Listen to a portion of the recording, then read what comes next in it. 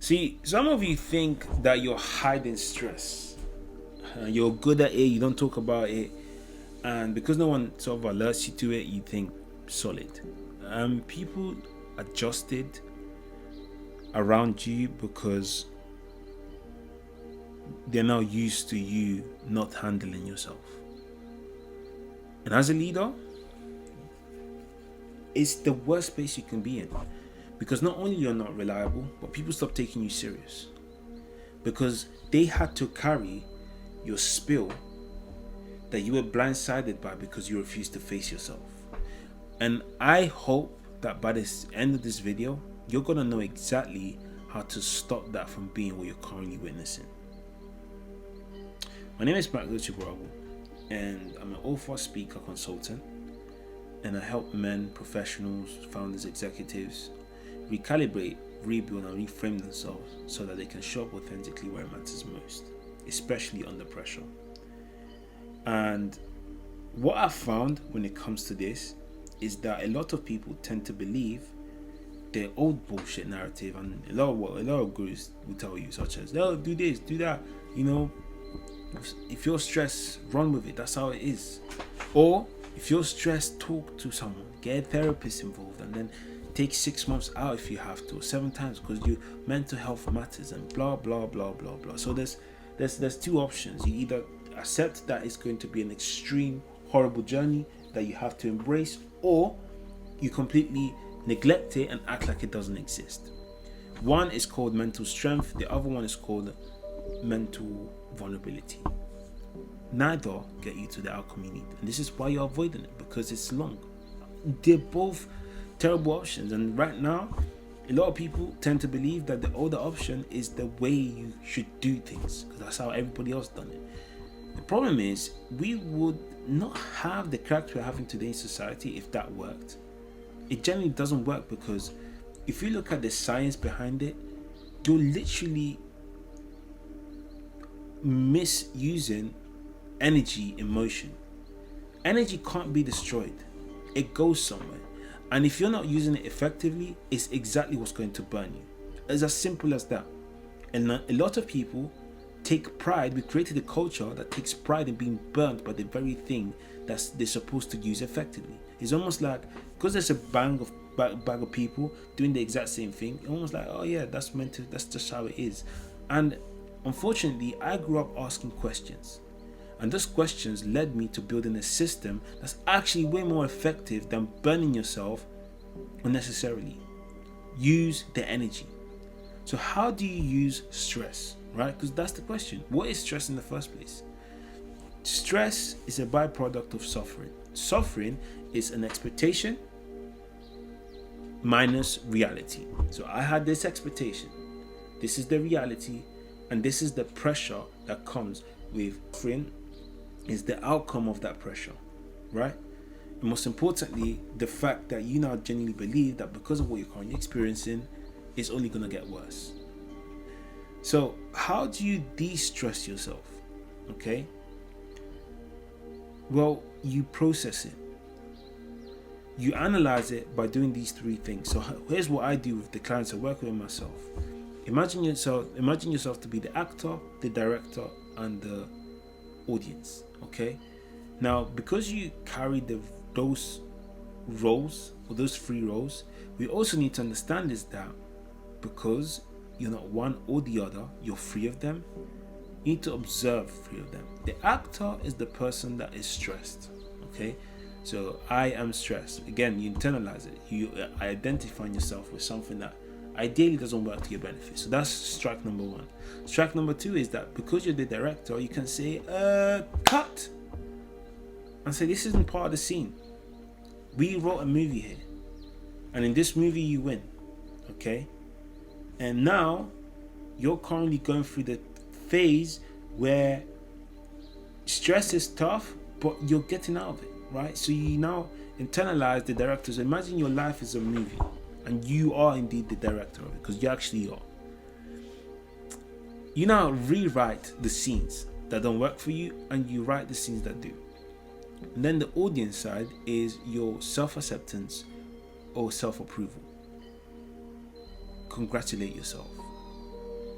observe yourself, cheer for yourself, be your number one support. Okay? And through that system, you start to realize that as you're going through stress, you start to ask yourself, first of all, you can ask yourself things like, okay, in 10 years time, how bad is this going to be? 6 years time, 5 years time, 3 years time, 2 years time. Okay, 1 day, a week, a month, right? You zoom out, and the more you zoom out, the more you start to realize how small it's starting to get. And then you go back to the current scene and you say, okay, what is the next step someone like myself in the near future, or the future version of myself, would take in this scenario? Now, the future version of yourself needs to be based on what you actually desire or want to become, and then you reverse engineer the steps you took to get there. But however, this exercise is based on you being someone that aligns with what you want to build, rather than doing something that gets you out of the thing shortly. So, what am I saying in essence here?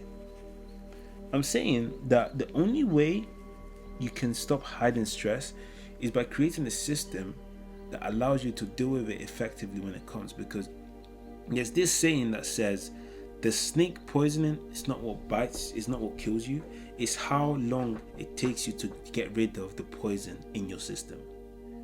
So stress is poison, right?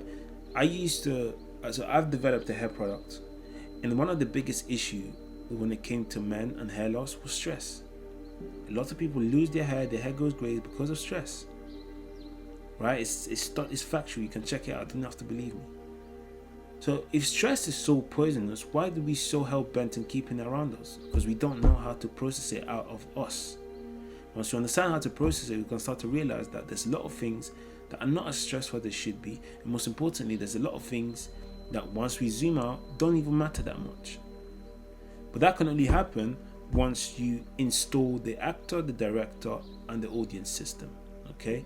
Now, the next system I want you to install is the Recalibrate, Rebuild, and Reframe. Understanding things like pausing, breath, tonality, how you speak, leadership, body language. All these things save you time and stress. Now, I've been in sales for 10 years, right? And what I say to all my clients a lot of times is that what causes stress, right? If we have a list, arguments, right, disagreements, lack of expectations being met, what else? Deadlines being tight, what else? Your peace being outsourced to things you can't control. If your peace was not to be based on something that only you get to take and give to yourself alone, I promise you that stress will already reduce by at least a 50% level. Why? Because whether you get the outcome or not, you are good. I'm not saying you shouldn't be ambitious.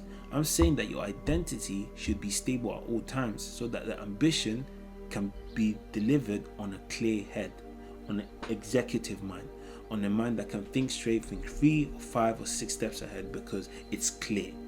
If you want to learn how to do that with me on a one-to-one basis, drop your message in Instagram or in the link below, book a call, and I'll show you exactly what that looks like.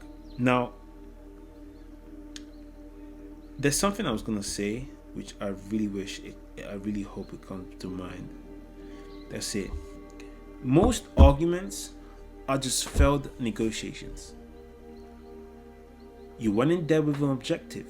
The objective was either rejected, challenged, or it just simply didn't go to plan. That's the point, right?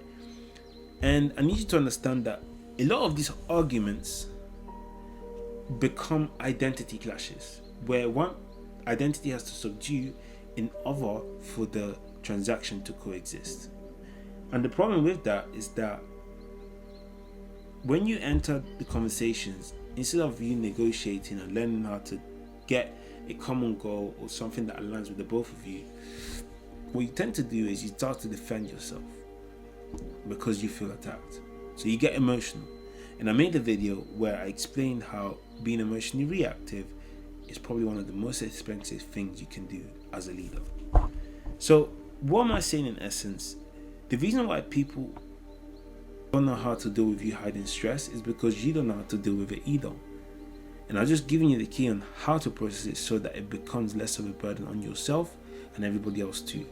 But if you're someone that resonated with this video, I need you to book a call so that we can discuss further. If not, just subscribe and watch more videos that can add value to you.